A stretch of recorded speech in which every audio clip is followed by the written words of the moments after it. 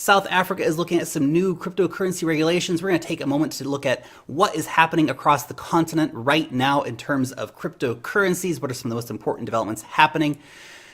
And before we do that, though, I really want to take a moment to expand on the idea of crypto in Africa. Because Africa is a big place with a wide range of currencies. Basically, we have 50 plus countries and a whole host of different currencies. And we see the South African rand, for example, is widely used in southern Africa. Zimbabwe and Namibia, for example, are both places where South African rand is accepted. Obviously, the dollar and the euro always remain relevant currencies in most countries. Then we have the CFA, West and Central versions. These are both currencies that are pegged to the euro. These are used by 150 million people in 14 different countries. But the thing is we don't need more fiat in Africa. Fiat run by inept bankers and corrupt politicians. Bitcoin is perfect for Africa. So many countries, so many economies, so many borders that can be crossed permissionlessly, censorship resistantly. Bitcoin. Amazing use case. Amazing use case without a doubt. And we look at the banking laws and actually the banking infrastructure in all these different countries, and we see wildly differing amounts of banking infrastructure. Well, South Africa might have a great banking infrastructure. You go to the Central African Republic and it's a very different situation. Bitcoin, of course, though, is a real threat to the money issuing monopolies of governments. Fiat and central banks basically need to end at some point.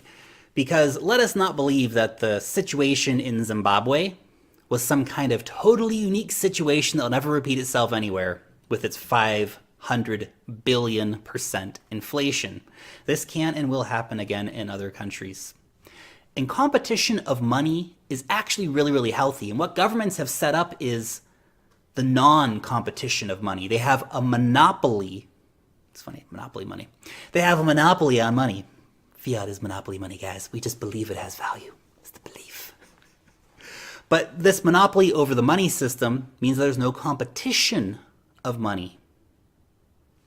That is problematic. Let's let the best currency win. And in fact, once crypto really takes off across the continent and it's getting more and more adoption every day, I think that we will see that fiat will be unable to compete because it is inherently inferior to crypto. We see mobile phone adoption exploding across Africa, very deep saturation in some countries, and the countries that have lesser adoption rates, again, expanding exponentially. Now, couple this with citizens who have an understanding of how sucky government can be. You give them a mobile phone, you give them Bitcoin, powerful beyond imagination. It's very, very exciting. The power of Bitcoin for developing nations. Now, across the continent, we can certainly see some countries that are getting way, way more involved in crypto than in others. We hear a lot about Zimbabwe. We hear a lot about Nigeria. We hear a lot about South Africa. But every country, every person stands to benefit. And Google Trends show us that Bitcoin searches are often dominated by Africa. The interest is real. But there are a lot of countries where we hear almost nothing about crypto adoption. Places like the Democratic Republic of Congo, the Côte d'Ivoire, Angola, etc., etc. We don't hear almost anything about Bitcoin or cryptocurrencies in those places. So we still have a lot of work to do. But if we can get these strong footholds in, let's say, Nigeria and South Africa, then that's amazing. It can spread from there. People will start to understand it. People will start to know about it. Now, over in Nigeria, we have Atiku Abubakar. I hope I said that even close to right. This is the presidential hopeful and pro-crypto advocate. We did a whole story on crypto adoption in Nigeria. Now, he wants to really see crypto become an important part of the future of Nigeria. Now, he's just a presidential hopeful at this point. The elections will happen in mid-February, but currently, Atiku does stand a really good chance of winning. It's either him or the incumbent. They're the two frontrunners at the moment. This could really put Nigeria on the crypto map even more than it already is, if he can win. So very exciting to see that happening. Uganda, for example, remaining very open to crypto. Obviously, hosting Binance's first fiat on-ramp was a very important thing and is proving to be very popular amongst Ugandans who do want to go out and buy Bitcoin. So it's really cool to see that happening. Kenya, the government has launched the first fintech regulatory sandbox in Africa to put in place benevolent regulations aiding development in the industry. Awesome, I'll take it. And over in South Africa, the government has established a crypto assets regulatory working group. Now, South Africa's Reserve Bank has, though, released a paper, this framework in the paper that's covered, looking to eliminate fraud and help protect investors interested in cryptocurrencies. But importantly, make it easier to track transactions and levy taxes. Taxes! Anyway, one of those certainties of life, right? Death and taxes. Now, the move de-anonymizes cryptocurrency transactions in South Africa. It's not a move that I like by any means. This is bringing Bitcoin closer to the traditional banking framework it hopes to eradicate someday. Now, the report does say that the new laws would essentially make it so that exchanges and wallet providers have to trace transactions and will be held responsible for their customers' usage of cryptocurrencies. Basically, the role that you see banks playing in the current financial environment. So this will be exchanges, wallet providers, Bitcoin ATMs, payment processors, et cetera, all will have to register with the government in 2019. That's really bad. I don't like it. South Africa, what are you doing? That's not cool. I understand from a central bank's point of view, from a government's point of view, it goes back to, but you might be funding terrorists. Money laundering. And all the other stuff that goes along with it, drugs and crime and all of this fun stuff. It's going to be tough. Bring on the decentralized exchanges. Bring on the days when we don't even need fiat on-ramps anymore. Pay people in cryptocurrencies. Imagine that. If you have staff, just pay them in crypto. Done. No one knows where that money came from or where it's going. Just gone. Pay everyone in Monero. No idea where that goes. But of course, money does need to enter the system at some point. So yes, fiat on-ramps do remain a thing, unfortunately. Sort it out, South Africa. Sort it out, I'll tell you. And over in Zimbabwe, funny story, Zimbabwe government shut down the internet.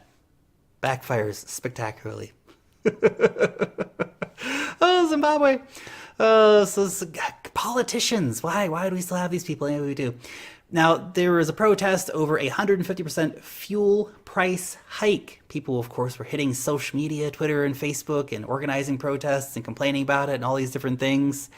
And so the government decided, hey, let's shut down the internet for a couple days. So silly, so backward, so ridiculous. But how relevant does that make Blockstream's satellites in space? Just got real useful real quick. And I don't think anyone used that. I don't know if anyone out there from Zimbabwe and used Blockstream satellites to make a payment during that time using Bitcoin. Let me know about it. I'd be super interested to know. But as the awareness of these kind of services grow, governments are going to very quickly realize they can't shut it down. They can't stop it. It just keeps going, which is amazing. I've got a great quote here from Ray Youssef of Paxful, who I will be having an interview with on the channel pretty soon, so keep an eye out for that. He says, for a market like Africa where financial institutions are not easily accessible and many in the population are unbanked and underbanked, peer-to-peer finance gives them the access to take control of their money the way they want. It's an opportunity for them to take control of their finances and be financially independent, he goes on to say. They use it to send money to their family for e-commerce, importing, exporting. They conducted more than 6 million trades last year compared to North America with 3.9 million. That's particularly on Paxful. This only shows that people will embrace changes if you provide them with a platform that can support that. Cool. Now, Binance also has been doing some PR work in Africa. They unveiled a blockchain donation project for a landslide that happened in Uganda. And they're also aiming to feed 1 million children in Africa in 2019. Great charity initiative. I love it. Charity's cool. But you know how the old saying goes, give a man a Bitcoin and feed him for a day. Teach him the fundamentals about blockchain, decentralized peer-to-peer finances, and the evils of central reserve banks and lending and all these things. And you feed him for a lifetime. Words to live by. Speaking of which, if you are based in the UK or in the European Union and you want to get involved with Binance Jersey, there is a link down below. You can go ahead and get signed up to be purchasing Bitcoin or Ethereum using pounds or euros. That is all from me for today. Let me know what you think about the adoption of cryptocurrencies in Africa. I would love to know. And if you are based in Africa, please, I'd really love to know your opinions on what's happening in your country. Super interested to know, so hit me up down below in the comments section. Thank you so much for watching today's video. You guys are awesome. Seriously, thank you so much for watching the video. Much appreciated without a doubt. If you did appreciate the video, a thumbs up would be totally freaking awesome, guys. And if you're new around here, subscribe to the channel. If you want to stay up to date with what is happening in crypto, you can also hit that notification bell to know when I put out a new video. Long live the blockchain, and peace out till next time.